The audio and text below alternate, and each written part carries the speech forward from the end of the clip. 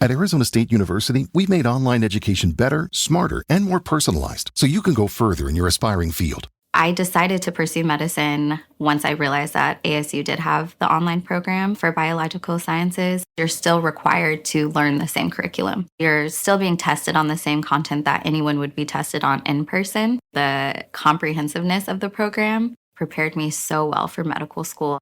Explore over 350 plus programs at asuonline.asu.edu. Welcome to Good Advice Givers, the podcast where real stories meet real solutions. Whether you're leveling up in life, navigating your hustle, or simply looking for wisdom that works, you're in the right place. We bring you straight talk, actionable tips, and uplifting conversations to help you grow in mindset, money, and motivation. Don't just listen, tune in weekly, download your favorite episodes, and if you love what you hear, donate to support the mission. Your support helps us keep sharing the good advice that changes lives. We're building a community of thinkers, doers, dreamers, and believers, and we want you in it. From interviews with entrepreneurs and creatives to personal reflections on real-world challenges, every episode is packed with practical value. Ready to grow with us? Let's get into it. You know that moment, something big happens, or, well, maybe might be happening, and you just get that urge, Grab your phone, type it straight into the search bar. We all do it. Absolutely. It's basically our reflex now for understanding what's going on. What does it all mean? Well, today we're diving into a topic that clearly sparked a lot of that exact kind of curiosity. The passing of Pope Francis in 2025. Yeah. And just the wave of questions that follow an event like that. So momentous. Exactly. And we're trying to look, a bit deeper than just the headlines, aren't we? We've got the news article, sure, the formal story. Right. Maybe even more interesting, we've looked at the raw stuff, the unfiltered questions people were actually typing online. Yeah, those search queries, things like, next pope or conclave, they give us this amazing, real-time picture of what's genuinely on people's minds. So our mission here really is to get past just reporting the news and really understand the main things people were interested in, concerned about when thinking about the pope's passing and, the whole papal succession thing. It was fascinating, right away, is just how many questions were laser focused on Pope Francis himself. Really direct stuff. Like what specifically jumped out at you? Well, the most common ones were incredibly blunt. Pope Francis' death. Did the Pope die? Even just, is the Pope dead? Wow. It just really shows that basic human need for, immediate factual answers when things feel uncertain. It's quite striking, isn't it? It's not just vague worry. It's a hunt for a yes or no. Precisely. And you see that urgency ramped up in searches that pin down dates like Pope died 2025 or did the Pope die on Easter? Oh. That kind of specificity, even when, maybe there wasn't official news yet when they searched, it just highlights how fast information or maybe misinformation can spread and become this focus point online. Right. People are trying to nail down a moment in time, even if the details aren't fully out there yet. And it wasn't just the immediate life or death question, was it? Health concerns were popping up too. Oh, yeah, definitely. Searches for Pope Francis' health were pretty common. And we even saw specific terms like pneumonia showing up. Now, obviously, it's crucial to say a search term isn't a diagnosis. No, of course not. But it absolutely reflects worries that were floating around or maybe rumors people were trying to check out. So, okay, we can't take those as medical fact, but they point to a specific area people were worried about. And really underneath it all, just the sheer number of, is Pope Francis still alive? Searches. Yeah. It just hammers home that central question, driving so much of that initial curiosity. And it wasn't just about the present moment either. There was also a noticeable interest in the timeline of events. Even hypothetical ones. What kind of timing questions were you seeing? A lot of, when did Pope Francis die? Whoa. What time did the Pope die? What day did Pope Francis die? It's almost like people are mentally bracing themselves for the news, trying to fit it into a specific structure, even before anything's official. That's a really good point. It's like a collective attempt to build a timeline in their heads. And that focus on when also stretched to his time in office, didn't it? Exactly. Searches like, how long was Pope Francis Pope? And when did Pope Francis become Pope? They suggest people want to place his papacy in context, understand how long it lasted in the bigger picture, maybe as a way to grasp the weight of potential change. Right, to sort of frame his time as Pope as we think about what comes next. But the searching definitely didn't end with just questions about Pope Francis. There was a very clear, very quick shift towards the future. Oh, absolutely. The focus snapped pretty fast to who might succeed him. The searches really showed that anticipation, didn't they? I mean, phrases like who will be the next Pope, new Pope, who's the new Pope? They were everywhere. And then even more specific ones like who will be the next Pope after Pope Francis and who will succeed Pope Francis? That succession question was obviously huge. It's a remarkably fast pivot, isn't it? From worrying about the current Pope to intense guesswork about his successor. Yeah. And tied right into that is how often the word conclave popped up in searches. Conclave. Okay. For anyone listening who might not be totally sure, can you give us a quick rundown? What is that? Sure. So the conclave is the traditional and very secret meeting of the College of Cardinals. Got it. They get together specifically to elect a new pope. It's this ancient ritual, super strict rules about secrecy and, the famous white smoke signaling they've picked someone. Or the white smoke. It all creates this moment of intense global focus. Okay. So not just some casual vote, it's a specific historical process. And people were also digging into the timing of this conclave too, right? Absolutely.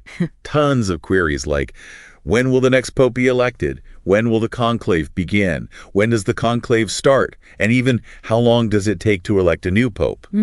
This shows people get that picking a new pope isn't instant.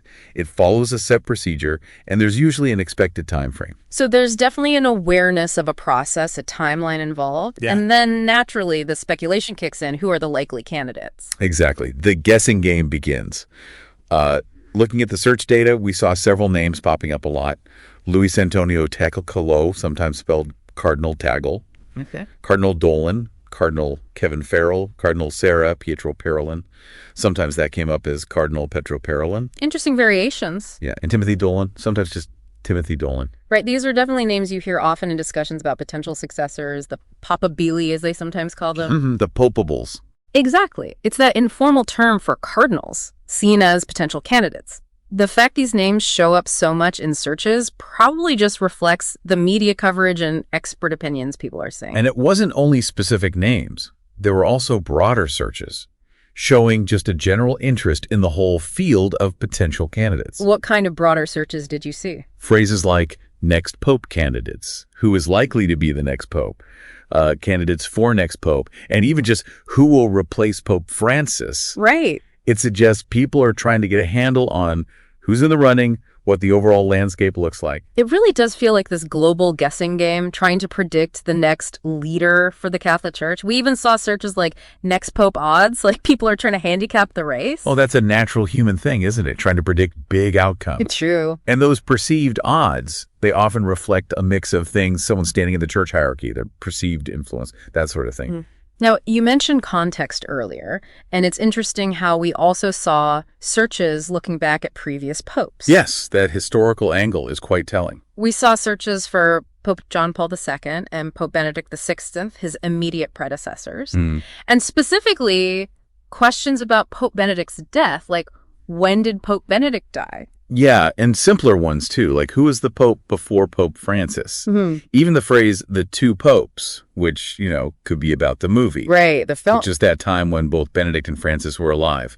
These look-back searches, they suggest people are trying to place Pope Francis within the longer story of the papacy. Exactly. It's like trying to understand his time in relation to recent history, maybe draw comparisons with the popes before him. Yeah. It gives a framework for understanding his papacy, maybe even for thinking about what qualities might be looked for next. And it's not just past popes. There were also searches digging into Pope Francis's own personal background. Oh, yeah. Like what kind of details were people looking for? His birth name, Jorge Mario Bergoglio, came up a lot. Along with Argentina and Buenos Aires, where he's from. And the term Jesuit also appeared quite frequently. These context searches are pretty key to understanding the person behind the title. Being a Jesuit, for instance, that's a huge part of his theological view, his leadership style, how he engages with social issues. That's a really important point. The Jesuit order has such a distinct history. Exactly. Known for intellectual rigor, commitment to social justice. It definitely informs his approach. Yeah, his background clearly shaped his papacy. Now, switching back to the actual process, the mechanics of what happens next. Right. We saw plenty of questions about that too. Yes, definitely a public curiosity about how the church actually works, governance-wise. Searches like, what happens when the pope dies, how do they pick a new pope, and how do they choose a new pope were really common. It really shows people want to understand the nuts and bolts of the church during such a critical moment. Precisely. And seeing terms like College of Cardinals and Papal Conclave pop up shows there's at least some public awareness of the key groups involved. Right. The College of Cardinals, just for clarity, is that group of senior clergy, mostly bishops, the Pope appoints. They're his main advisors, and crucially, they're the ones who elect his successor. And it seems like location was also on people's minds during this time. Yes, several key spots within the Vatican were searched for, often. Like where exactly? Well, obviously Vatican and Vatican City were big. Sure. But also more specific places like Casa Santa Marta, which is where Pope Francis lives, the Sistine Chapel, the iconic spot for the conclave, and St. Peter's Basilica. These places are just so central to the church administration, worship, history, so it makes total sense they'd feature heavily in searches during a potential transition. They're the physical heart of it all. And maybe unsurprisingly, news outlets played a massive role. Oh, absolutely. The searches were just loaded with references to all sorts of news organizations. We saw the generic stuff like news and breaking news, right? Yeah. But also very specific outlets, CNN, Vatican News, ABC, BBC, National Catholic Register, Reuters, AP, Fox News, CBS, New York Times, NYT too. Yeah, Newsmax, EWTN, Yahoo, lots of them. NBC, Associated Press. Just a huge list. And then direct searches too, like Pope Francis News and even Papa Francisco News. That sheer volume and the variety of news sources mentioned just underlines the huge global interest. Totally. People rely heavily on the media for updates about his health and any potential change. It also maybe suggests people are looking for different angles, comparing sources. Yeah, casting a wide net to stay informed. Now, some of the related names and topics that surfaced were pretty interesting too. Oh, yeah. Like what? Well, we saw searches like J.D. Vance meets Pope. And then questions spinning off that, like, is J.D. Vance Catholic? It kind of shows how events involving the Pope can cross over into, wider political chat, sparking curiosity about connections between public figures and the church. Yeah, that makes sense. Encounters between the Pope and political figures often get a lot of attention. It highlights his role on the world stage beyond just religion. And then there was that really fascinating search term, the last Pope. We'll be back after a quick break. Hey there. Welcome to Good Advice Giver. First, we want to start by saying a massive thank you for tuning in today. Whether you're a long-time listener or you're joining us for the first time, we're truly grateful to have you here. We know you've got a lot of options when it comes to podcasts, so the fact that you're spending your time with us means the world. So thank you. That's right. We're excited to have you with us because here on Good Advice Giver, we cover just about everything. Whether you're interested in sports, relationships, sex, money, finances, business, digital marketing, music, education, movies, comedy, or something else entirely, we've got it all. No topic is off limits here, and we dive deep into real, meaningful conversations that matter. We've also got a mix of male and female hosts, so you're always getting a well-rounded perspective on every topic we cover, from business strategies to personal development. From car shopping to digital products like affiliate marketing, we bring a little bit of everything to the table. Our goal is to offer advice, insights, and some laughs along the way to make sure you feel welcome and engaged, no matter what brought you here. And it doesn't stop there. We're not just about giving great advice, we're about action. On this podcast, we even sell products and services we believe in, from affiliate marketing opportunities to cars and more. So whether you're looking to boost your business or find practical ways to improve your everyday life, you're in the right place. As always, we want you to stay connected with us. Be sure to download this episode so you can listen anytime, anywhere, whether you're commuting, working out, or just relaxing. And while you're at it, follow us on social media. We're on Instagram, Facebook, Twitter, you name it. That's the best way to stay in the loop for upcoming episodes, behind-the-scenes content, and even giveaways. And don't forget to subscribe to our YouTube channel. We're posting extra content there, including video podcasts and deep dive discussions you won't want to miss. Be sure to like, comment, and subscribe, and let us know what topics you want to hear more about. Lastly, check out the link below in the description for exclusive offers, resources, and more ways to connect with us.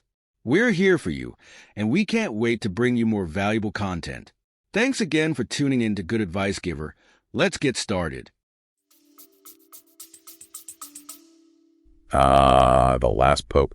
Yeah, that likely taps into all sorts of prophecies, maybe more esoteric stuff. Right. Reflecting a more, let's say, unconventional kind of curiosity about the papacy. Connecting to those old prophecies and ideas.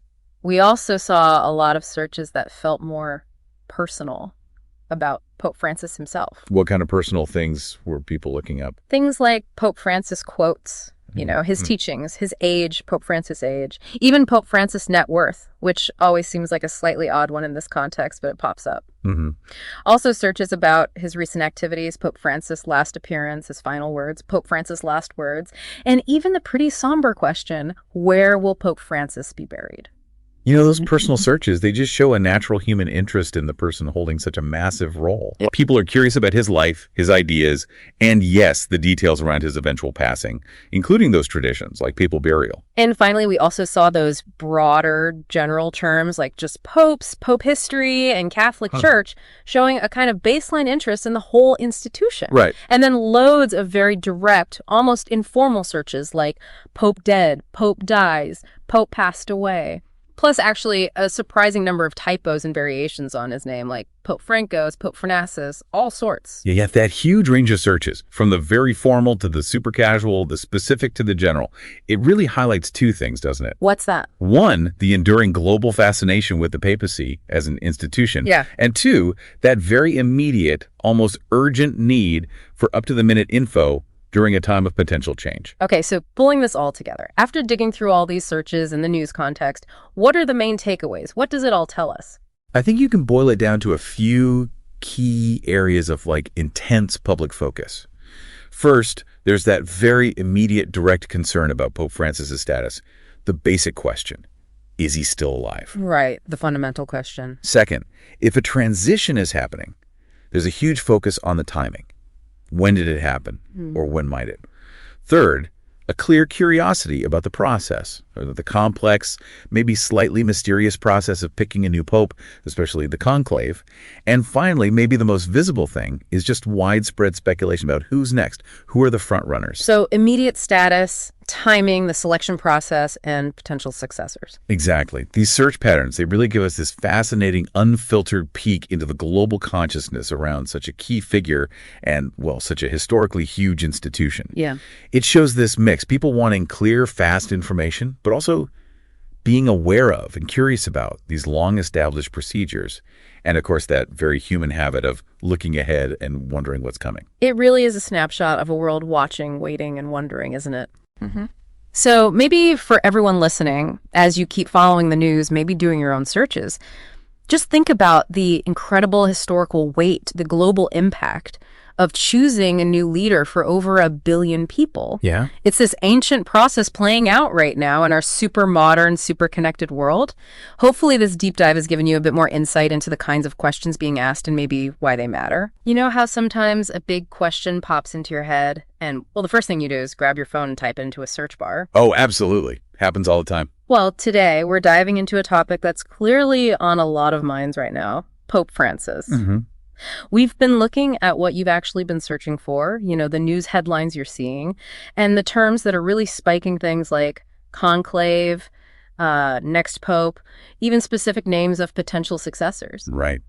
It's fascinating, really, to see this real-time snapshot of, public curiosity and concern. Yeah, and our mission here isn't just to, list what's out there, but to really try and understand what it all means, to get beyond the simple headlines. Exactly. And we've certainly observed a significant number of searches focusing right on the Pope's well-being. Yeah, what kind of things? Queries like Pope Francis' death, or did the Pope die? Even just, is the Pope dead? They're appearing really frequently. Wow, very direct. Very direct. And these questions, they really highlight a fundamental need people have for just current information. straight answers. Okay, let's maybe unpack this a bit. What really struck me looking at these first searches is just how immediate they are, how factual people want the answers to be. You know, you're not just asking about his health generally. It's that blunt, did he die question. Sometimes even with specific dates, right? Like Pope died 2025, or I saw, did the Pope die on Easter? Yes, exactly. That points to a real urgency, doesn't it? A desire to know the situation now. Definitely. And this immediacy, it suggests people are looking for definitive answers, probably in what feels like a really fast-moving news cycle.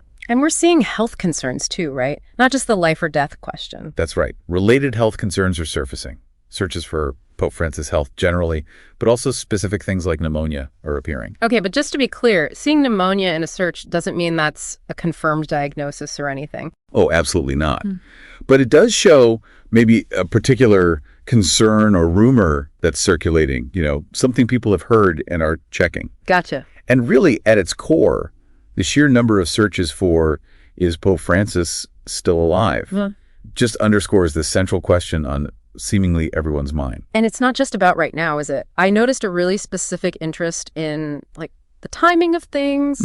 Explain that. Well, queries like, when did Pope Francis die? What time did the Pope die? Even what day did Pope Francis die? They're really common. It's almost like people are trying to pinpoint a specific moment it might have happened, even though, you know, there's been no official announcement of anything like that. That's a really interesting point. It's like preparing for the information almost. And this focus on the when, it also stretches to his time in office, doesn't it? Yeah, I saw that too. Searches like, how long was Pope Francis Pope and when did Pope Francis become Pope? Right. Which suggests maybe a desire to understand the duration of his papacy, perhaps as a way to contextualize any potential transition. Yeah. Putting it in perspective. Okay, but the search activity, it definitely doesn't stop with just questions about Pope Francis himself. No, not at all. There's this really strong pivot towards the future. I mean, the searches are just full of anticipation. Like what? Things like, who will be the next pope, new pope, who's the new pope, and then even more specific ones like, who will be the next pope after Pope Francis, and who will succeed Pope Francis? Yeah. The succession question, it's clearly a major point of interest. It's almost immediate, the shift. It is. Yeah. And what's fascinating there is how quickly that focus shifts.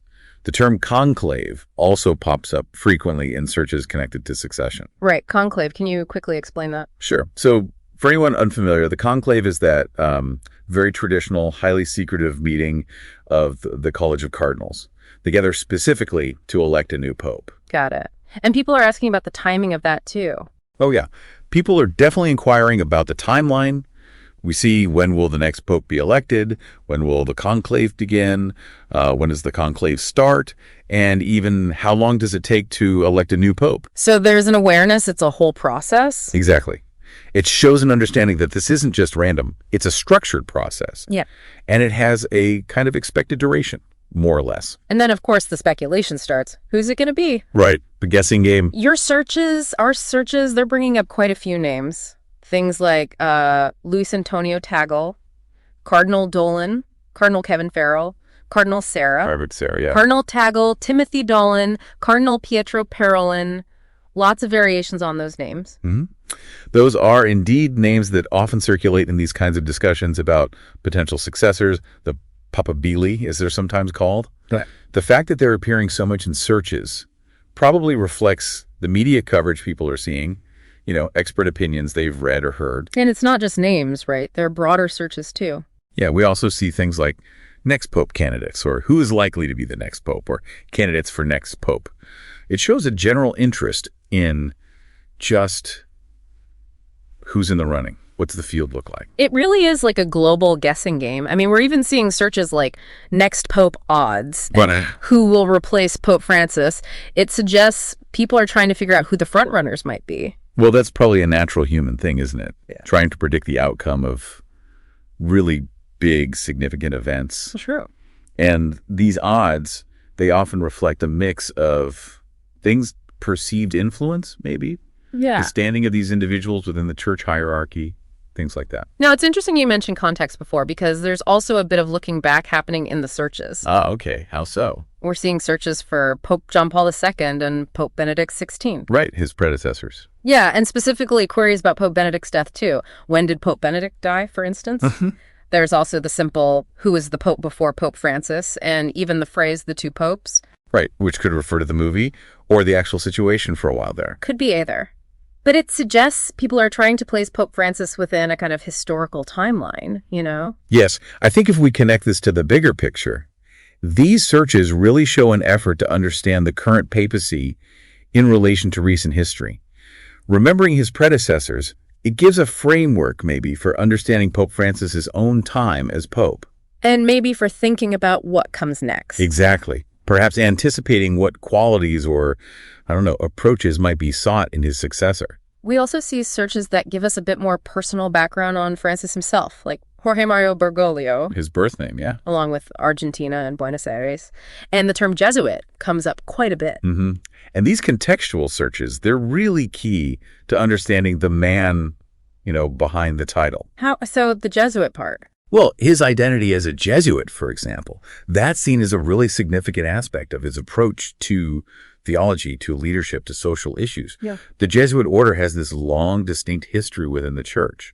They're often known for a focus on intellectual rigor, but also social justice. Okay, interesting. Now, getting back to the mechanics of it all, the what happens next part. Right. You're also people are asking, what happens when the Pope dies? And how do they pick a new Pope? Or how do they choose a new Pope? Yeah. There's clearly a desire there to understand the actual process. This raises an important point, I think, about the level of public understanding, or maybe curiosity, about how the church is governed. Mm-hmm. The search terms, College of Cardinals and Papal Conclave showing up, that indicates at least some awareness of the key institutions involved. Right, the College of Cardinals. Who are they exactly? So they're essentially a body of senior clergy, mostly bishops, who are appointed by the Pope. They serve as his main advisors, but crucially, they have the responsibility of electing his successor. That's their biggest role, arguably. And location seems to be on people's minds, too. Ah, interesting. Where? Well, obvious ones like Vatican, Vatican City, but also Casa Santa Marta. Where Pope Francis lives, yeah. Right. And Sistine Chapel, obviously important for the conclave, and St. Peter's Basilica. Makes sense. Those locations are just central to the Catholic Church, aren't they? They're the hubs of administration, worship, history, everything. So their prominence in searches makes sense. Absolutely. Especially in the context of a potential papal transition. That's where the action happens, so to speak. And naturally, news is a massive part of this whole picture. Oh, undoubtedly. I mean, the search queries are just packed with news outlets. Yeah. Generic ones like news, breaking news, but also specific ones, CNN, Vatican News, ABC News, BBC News, even outlets like National Catholic Register or Reuters, NAT, all the big ones. Mm-hmm.